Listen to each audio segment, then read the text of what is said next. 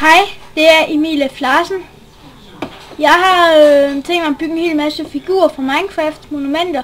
Først byggede jeg en creeper. Så byggede jeg en slime. Og nu har jeg så brugt, skal vi sige, 2-3 timer.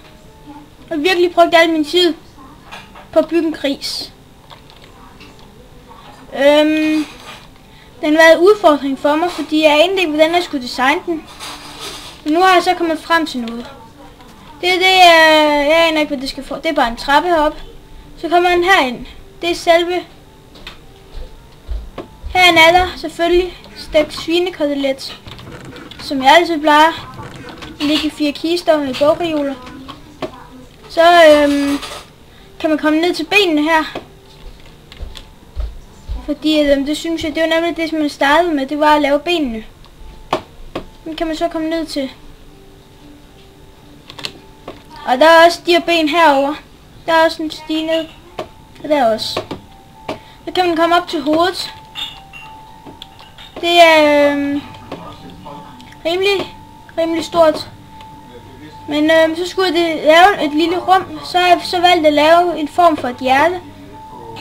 Lige her. Og der lavede jeg det, så jeg skulle forestille 3 ben. Op til hjertet. Jeg tror bare, jeg flyver det op. Det er så...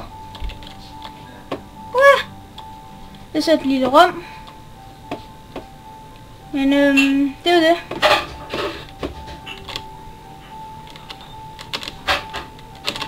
Det er faktisk det, jeg bare vil vise jer. I kan lige se, hvor stor den er, så den er rimelig syg. Godt lavet. Så